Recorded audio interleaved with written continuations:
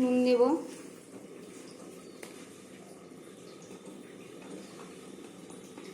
হলুদ গুঁড়া দেবো, একটু সামান্য লঙ্কা গুঁড়া দেবো, বেসন দেবো,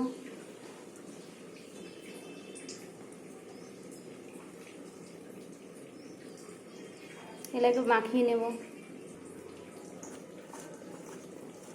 নুন, হলুদ, বেসন, লঙ্কা গুঁড়া দিয়ে এই পটল আর কুমড়োগুলোকে মেখে নিলাম। এরপরে ভাজবো। আগুন জ্বালিয়ে দিয়েছি, কড়াইয়ে তেল দিব।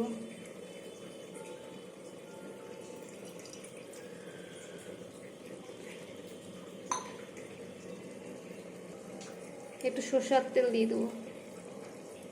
রিফাইন তেল আর সরষের তেল মিক্সড করে দিলে ভাজাটা খুব ভালো লাগে খেতে। তেল গরম হয়ে আসছে, এবার ভাজাগুলো ছেড়ে দেবো।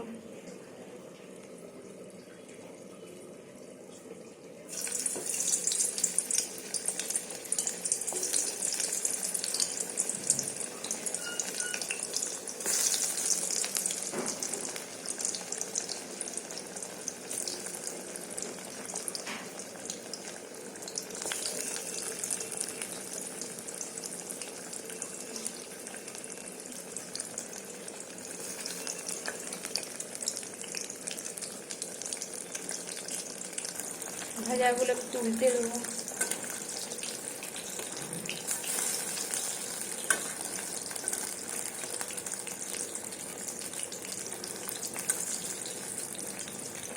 এক হাতে লাড়াচ্ছি আর এক হাতে ভিডিও করছি, ভুল ভ্রান্তি হলে ক্ষমা করবেন।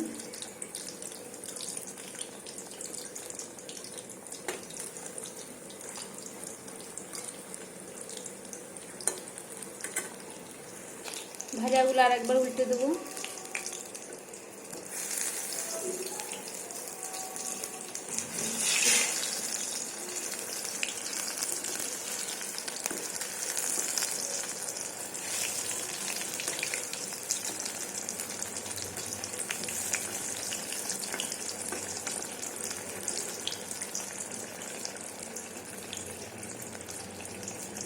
সরষের তেল আর রিফাইন তেল যদি মিক্সড করে ভাজা করা হয়, আর যে কোনো ভাজার মধ্যে একটুখানি বেসন মাখিয়ে নেবেন, তাহলে দেখবেন তেলটা কালো হবে না।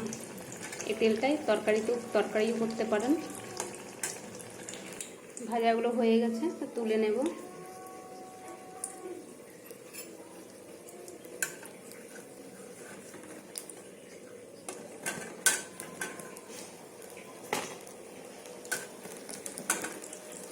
এরপরে কুমড়োগুলো ছাড়বো।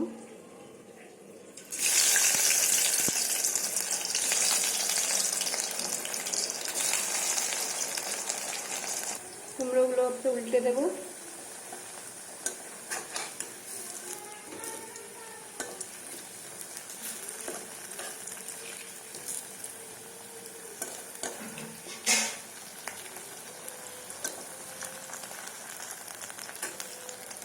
কুমড়োগুলো যে লাল হয়ে এসছে, আর একটু হোক, তারপর নামিয়ে নেব। লাল লাল হয়ে গেছে, এবার তুলে নেব।